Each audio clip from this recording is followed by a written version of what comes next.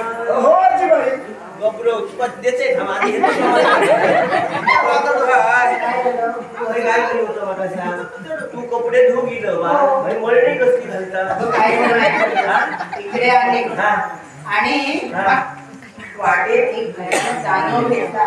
तू काय भेटलो मला भेटला माझ्या बाप्पा काय केलं माझ्या पल्ल्याला हात घातला आणि मग काय केलं यांनी रक्षण पदरात हात घातल्याने ओढून घेऊन जाय होतो इतक्या धो धावलो यांनी रक्षण आणि म्हणा तुम्ही मळणी घाली होता त्यांच्या डोळ्यात काहीतरी केलेलं तुझा दिसला बाकी त्याच्या डोळ्यात काय गेलं आणि बाबा पुढे ये ऐसा मोकळा कर अडचण नको पुरा करून टाक या समाचार घेऊन पुरा कर मला आधी बेटा पुरा कर काय का दशावताराच्या रंगमंचावर ज्यांनी आपल्या जीवनात वेगवेगळ्या भूमिका केल्या येळात धावलो तो देव पण तुमका देवाच एक माझा प्रश्न आणि पाय बघते पुढे करतो नाही देव म्हटल्यानंतर आणि पहिलं नमस्कार करू देवाच एक बारीकचा प्रश्न माझो देवा तुमका तुम्ही देव बरोबर ही तरणी पोरा आराळली काय टपकतास कशी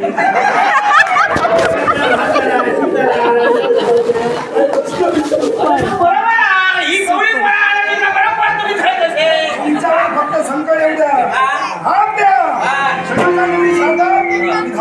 होय तू धावा नाही अरे माका सांग तू ह्याच्या वासालाच होत असतो इतक्या बाकीच्या सध्या काय काम जात नाही तू काय बरोबर ऐका गेला झालं माहितीये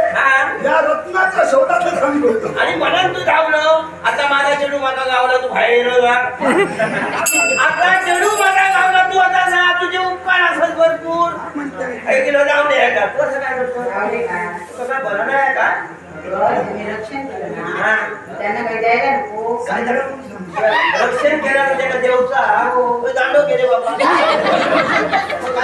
ते लोक त्यांना नाला दिला तू पडणार हो ये माझे काय करू का काय मी काय म्हणतो तू काय देऊ तू मला मागा चावतो तिने काय केलं माहितीये आपलं जीवनरूपी पुष्प या चरणावर वाहून टाकलं आता बघलं मी तुम्ही एका मागाच्या पायावर काय करू होता तुम्ही की माझा अरे जरा थांबशी तू जरा चेडूच ऐकते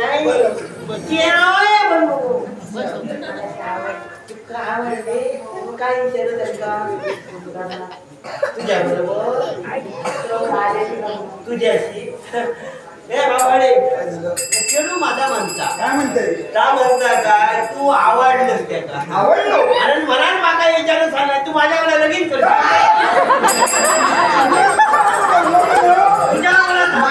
अरे माझ्याबरोबर काय सांगता तू अरे ह्यात त्याला पोरान सांगताना असं सांगता माझ्या मला लगीन करशी विचार म्हणा माझ्या मला लगीन करू आता काय नाही आता लगीन करून माझी लाकडा पुढे गेली आता हडे लवकर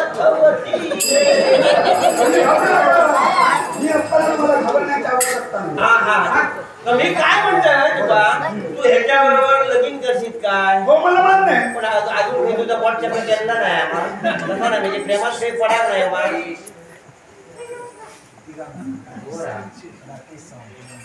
आता पडलेलं दिसता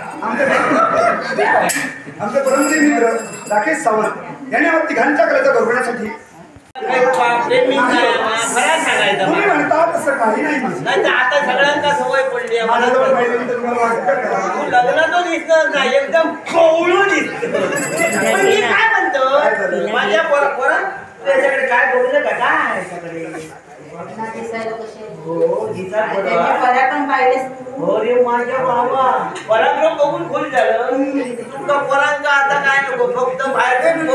दिसलो काय मागून धावलाय आई बाबा तो विचार नाही मग आई बाबा भाग्य कोण वाटायला लागला लगेच झाला का मग नंतर आहे मी केलंय गे पण हे काय करतात माहिती आहे सफेद कपडे घालते तुला बाहेरतून मोके कसे दिसतले पण सफेद कपडे घालून लग्नाच्या तुमच्या होळी असतली आणि मग आईची बापाशीच्या नावानं कोण माझा आहे माका गावलीची होळी गावली गे म्हणजे मी आज कोण पण मी पहिल्यापासून युनिव्हर्सिटीत आहे तू नीरेसनी राजा घेऊची समय असता माका माहिती आहे चार संघात नाही बाजू जाऊन कुडूप करून येऊ सवयच नाही आणि एक तू हेवी मुलं घरातली काम मामा सांगली का डाळ घालतात होय मा तेव्हा विचारता अरे ह्या काय करू ह्या कसा काम करू प्रेमा कशी गो आई बाबा विचार प्रेमा कशी शिकवची लागणार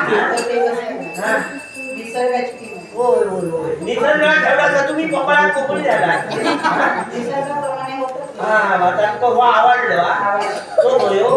पुढे काय तो धोयो पुढे का उभे? बाबा तुम्ही कायम आमच्या गाठी आमचं बाबूराव गेलो तुम्ही गाठी आता विचार हो बोलो आता माझ्या समवेत चला. नाही रे माझ्या बाबूरावची गजल तुका माहिती आहे.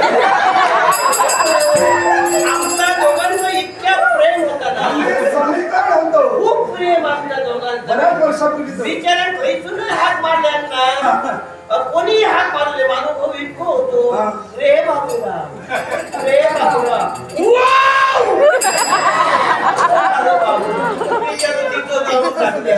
पण तरी पण मी म्हणते तुमचा लगीन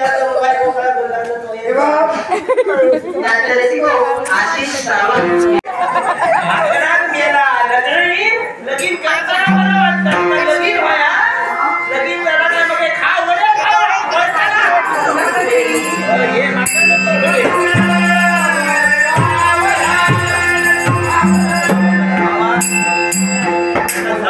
हात राहुल बापू आता काय माहितीये तुम्ही सासूबाई आहात. होय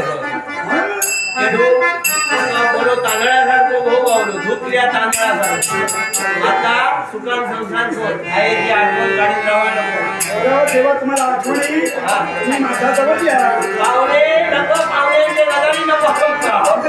हा पाहुण्यांवर विश्वास नाही पाहुण्यांचे गजारी नको मी सांगतोय तुम्हाला मी सुखात ठेवीन. त्या सगळे मोहित्याचं घोट स्वतःला ते राम तुम्ही स्वतः काय करताना तुमच्या हे जाग्यावर येऊन काय